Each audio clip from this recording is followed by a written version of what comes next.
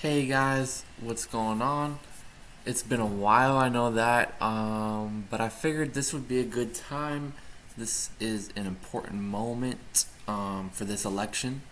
So I figured what better way to come back when today is July 21st, and as you can see, the article I have in front of me, this is just now happening. I think it was 8 minutes ago, 10 minutes ago.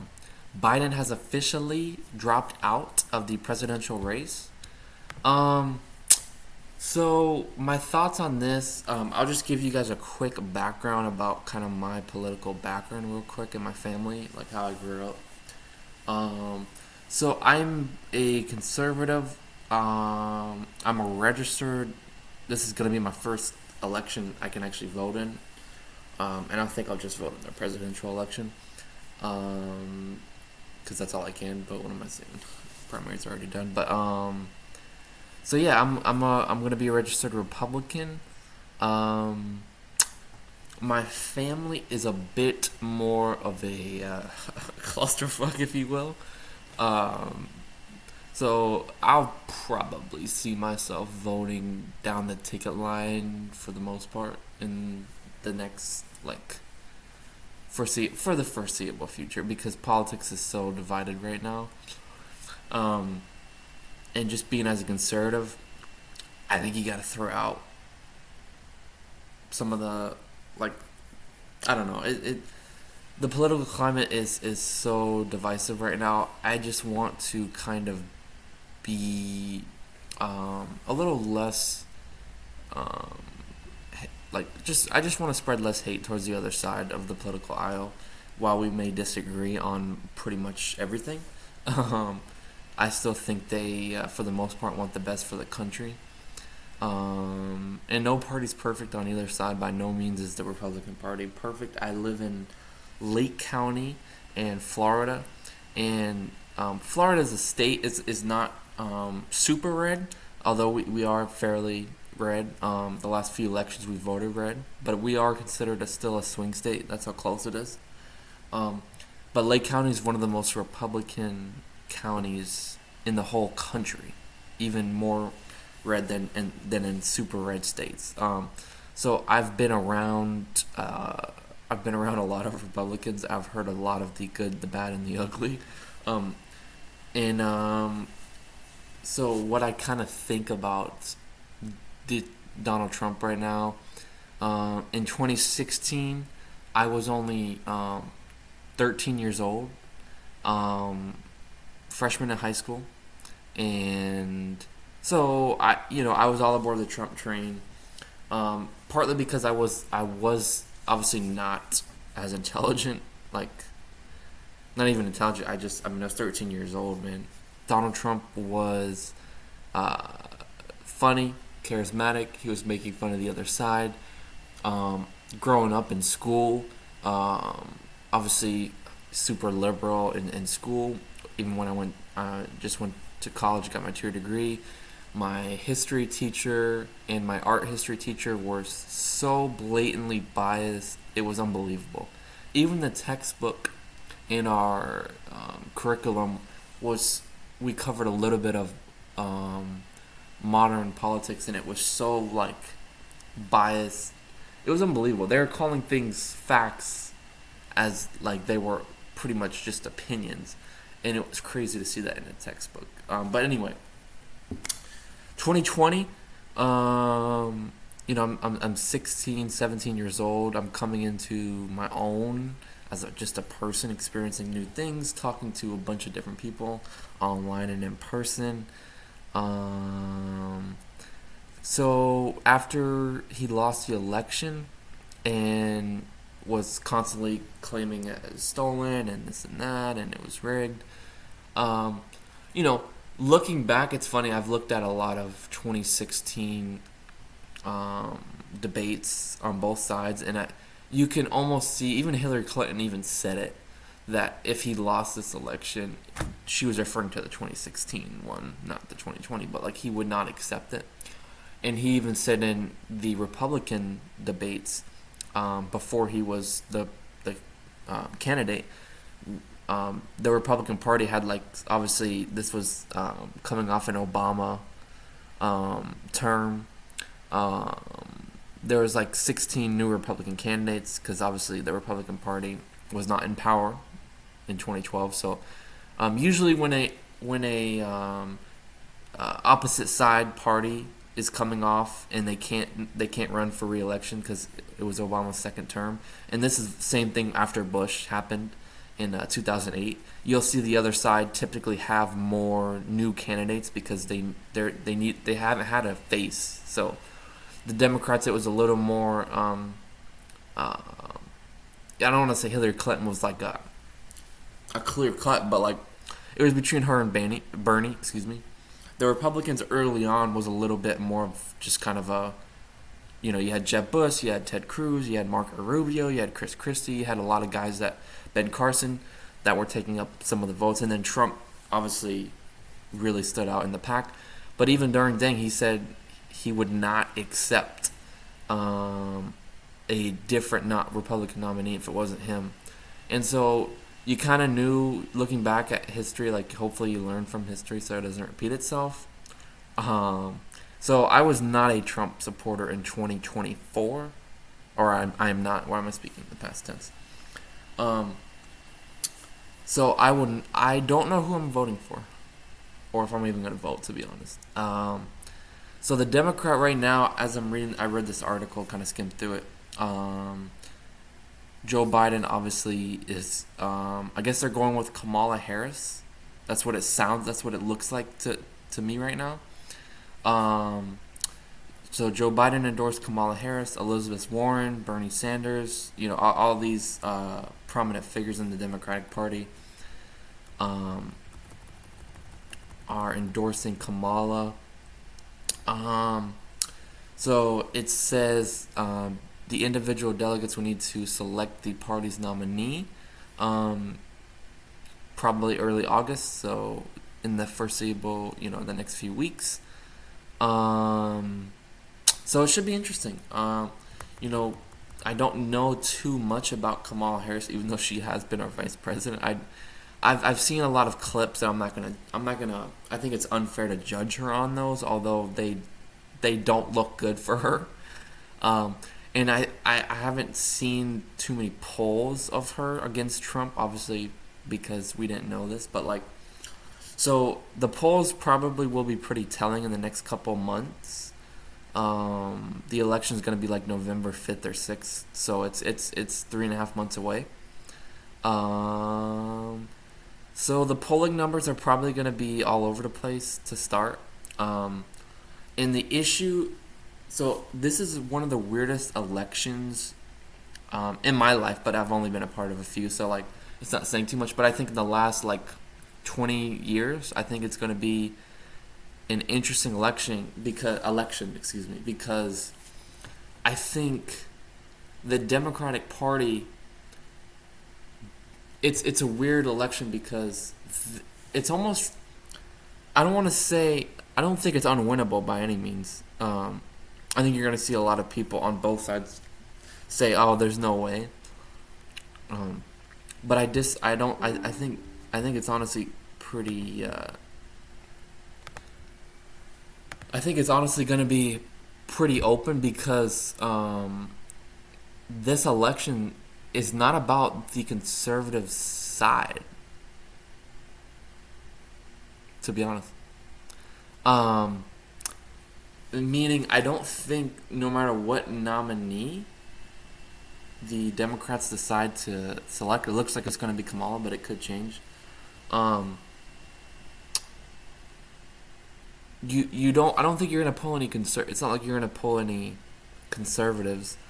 Not that you would anyway, but I think 2012 was the last election where there were two new candidates, Mitt Romney and Barack Obama.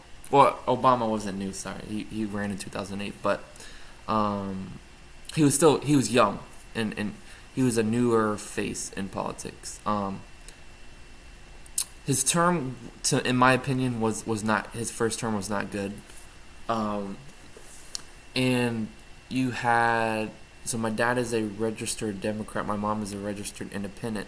They both voted for Obama in 2008, and they both switched in 2012 and voted for Mitt Romney.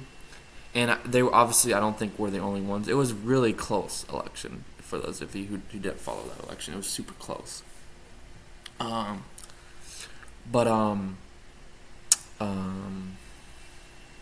shit, I lost my train of thought. You actually had people switch party lines. You had an independent switch from voting for Obama to the Republican candidate. You had a Democrat switch to vote for a Republican, and vice versa. I think you had some Republicans actually vote for Obama. You had some independents that were pretty split down the middle about voting Democrat and Republican. And I think that was the last election where we actually had that. I think the political atmosphere since then has obviously heated up. It's been more polarizing. It's been more down the line voting. And I think this election is going to be no different. The question the Democrats, or the question that their goal in this election to me is to get as many voters to show up as they did in 2020, because that's the only way I see the Democrats losing this election. And I know there's a lot of unknown right now, but I think it'll become clear. Like, obviously, you'll have everybody's back one candidate. Again, it looks like it's going to be Kamala. And what needs to happen for the Democratic Party to win is they need to get those independents. They need to get those non-voters to vote again in this election. And you need to get a lot of people that don't really care about politics but do not like Donald Trump and are looking to vote for somebody, but they wouldn't have voted for Biden because of how incompetent he was. But now they will vote for Kamala or whoever they pick, as long as they seem competent and coherent. So yeah, I think that's their goal. I think it's achievable. And I think the polls in the beginning, I wouldn't pay too much attention to it. I would honestly, the polls this year for this election is going to be probably a little less accurate than they have been in years past. Although we saw in the 2016 election, a lot of them were not accurate. They selected Hillary Clinton. So I think I don't know. Like I don't know. Let's just let's just say it is Kamala, because it does look like it will be. She's got to galvanize the people that, I don't want to say don't care, because that's not fair, but like they have not voted historically in the past, and they need to get the people that don't like Trump to actually seem like they're actually a good enough president to get their vote. If they can do that, I think they'll win, no problem. Because I don't think you're going to see any Democrats switch to voting Trump, and I think Trump has damaged. Don't get me wrong, the Conservative Party as a whole still absolutely loves him and backs him. Obviously, he won. I would, if I could, I didn't register at the time, but if I could have voted, I would have. Like I said, I live in Florida. I would have voted for Ron DeSantis. As a Republican, I love Ron DeSantis. I think he is a quintessential, perfect Republican politician, and it baffles me to how he did not defeat Trump. He's not the most charismatic person, which obviously when he's trying to run in a national election, that obviously hurt him. He really flamed out, which is unfortunate because I think he would have been a really good president. And instead, we got another Donald Trump possibility, and that scares me. Even as a Republican, that really scares me. Especially since he is the candidate and there's nothing I can do to change that. Even if he loses, I'm still really scared. I don't know what his supporters are going to do. I don't know if we're going to have another January 6th repeat.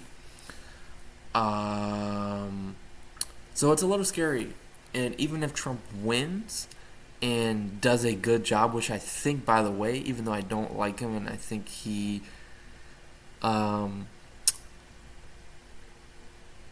is a a threat to democracy is a little too strong for me. But he's just like a little kid when he doesn't get his way. He's just gonna come up with any excuse, any lie, any reason to why he lost. So even though I don't think, um, I don't think he's even smart enough to be aware of the consequences of saying the election was stolen. Even after what happened on January 6th, my mother is an example of this. She still thinks the election was stolen, and it's kind of sad to me. Um, and it's the Republican Party is kind of it pissed me off, man. It's sad to see where we're at, and everybody's got their blind spots, and I guess Trump is a blind spot for most. And I fell victim to it in 2016. My excuse is though I was a lot younger and a lot less informed. Um, but I think it's gonna be a close election though. Um, I think both sides have a reason to think they can win. Um, so yeah, it's gonna be interesting. I'm definitely gonna watch. I don't know what they're gonna do. I don't know if the debate's gonna change. So usually they have three presidential debates. They already had their first. I don't know if they're gonna, since it was obviously a different person for the Democrats and Joe Biden. I don't know if they're gonna kind of still do three more instead of just two more. Um, but either way, I'm excited for the debates, and I think the debates for the first time again since 2012. I think they're actually going to matter a little bit. Obviously, I think you have both sides dug in for the most part, but again, it's not about the current voters. I think it's for Kamala and the Democrats. It's going to be and the Republicans on the flip side. Trump has to, if Kamala is the nominee for the Democrats, I think Trump has to make her look as bad and incompetent as he can to turn off those potential new voters for voting for her. And obviously, as a Democratic, I think it's not about how bad Trump is. Everybody that knows how bad Trump is it's not going to change. Everybody that is for Trump, I don't think you're going to move anybody. I think it's for the Democrats and Kamala Harris, if she's the nominee, it's going to be about getting those non-voters to vote for her. And all those people that were out on Biden and were worried about his incompetence, rightfully so, to back her, because obviously she'll say she is competent in this and that, and I can be a good president. And I give credit to Joe Biden for, obviously it was a lot of pressure on him, and a lot of people wanted this to happen, but he still. I don't think Donald Trump would ever be able to do this. I don't think his ego's too big. I don't think he'd ever step down. And I wanted Trump to step down in this election, and I wanted him to leave it up to somebody new for the Republican parties, a la Ron DeSantis, Nikki Haley. I wanted new blood. I wanted younger blood to step in, and because Trump is such a polarizing figure. I think I'm one of the only ones that's kind of in the middle on him still, and I honestly don't know who I'm going to vote for in this election. If I don't vote for Trump, I'm probably going to abstain from voting, or maybe vote for RFK. I like RFK as a person. I disagree with him on a lot of policies, obviously, because I am a conservative. But I like him as a person. I don't know too much about him, so I'll have to probably do some research on him.